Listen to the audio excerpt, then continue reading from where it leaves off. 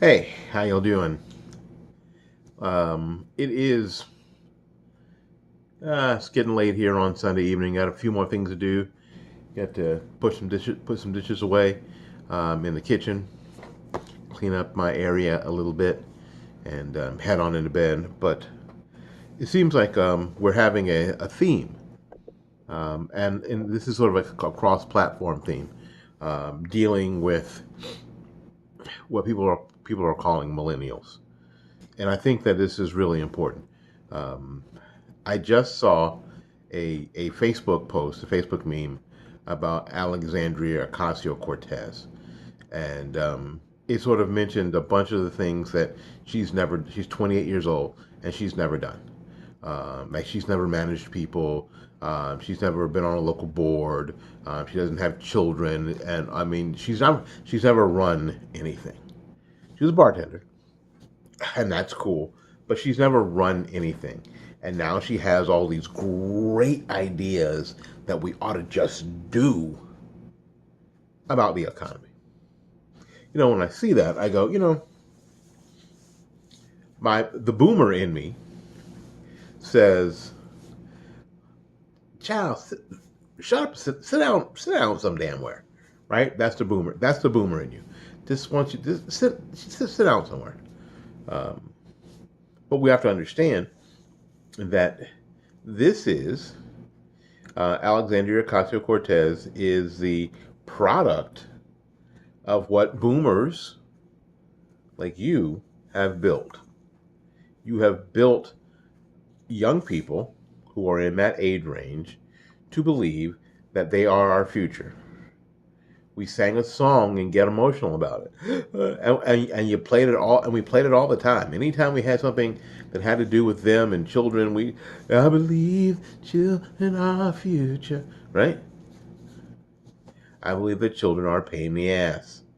I need to be trained. But that's not such a good song.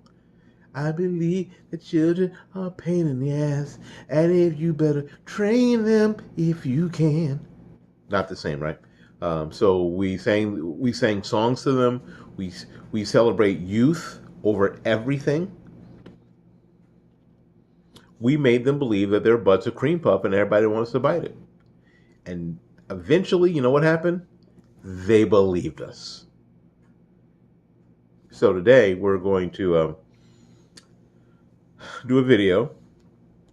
Um, my apology, basically, to misleading the boomer apology for basically misleading millennials and not really preparing any of them for the real world and what they would actually face, and for not giving them the important tools that they need to be successful in life. And that was kind of our job as boomers. But a lot of y'all spend a lot of time getting high and having unprotected sex. A lot of y'all. A lot of y'all spend a whole bunch of time experimenting with drugs, experimenting with sex, just doing a bunch of ridiculous stuff, protesting. You didn't even know what the hell you were protesting. You spent a whole bunch of time finding yourselves, and then you were guilty. You felt guilty, actually, I don't know, raising your kids, holding them to any standard. So you invented T-ball, so they wouldn't feel bad if they sucked at baseball.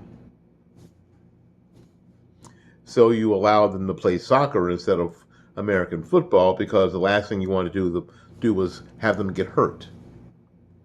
So you took over little leagues and you made it a rule to have everybody have to play, no matter if they sucked and their team lost, because it was just for the fun.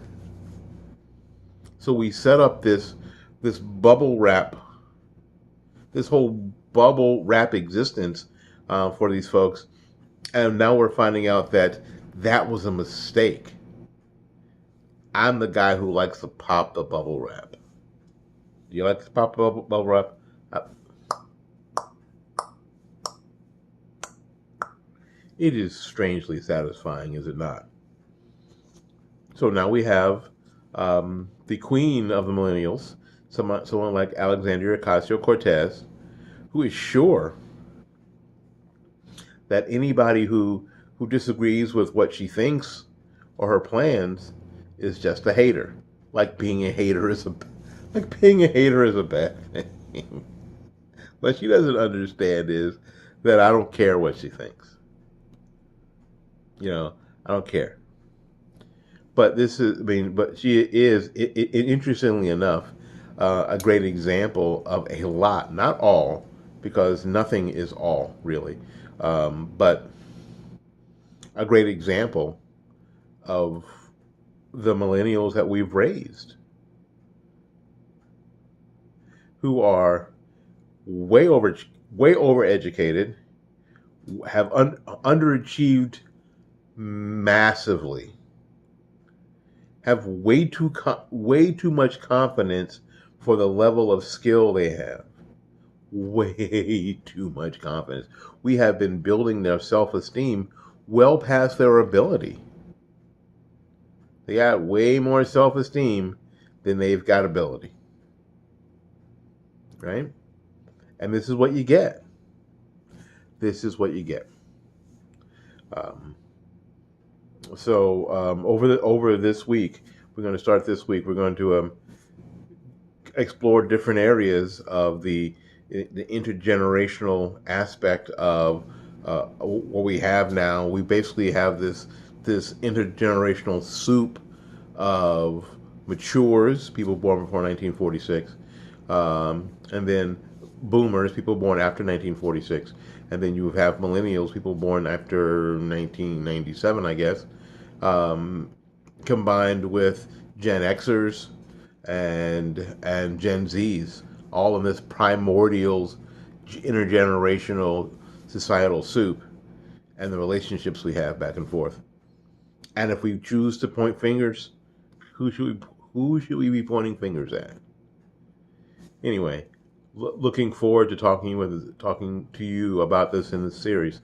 You can always check back here on either the Facebook page or the YouTube channel. I prefer the YouTube channel. Why? Because neither one of them is getting monetized, and I like to stick it to YouTube. Anyway, thanks so much. My wife and I will be talking about millennials on our program tomorrow here on Facebook and on YouTube. That one could get monetized, so we need the views up there. So please do that. So that's very exciting. We're going to be talking about millennials and marriage. Millennials and marriage. How's that working out for you? Anyway, till we see you again, go out there and learn something, love somebody, and for goodness sakes, and I mean this from the bottom of my heart, take care of yourself. We'll see you when we see you. Bye-bye now.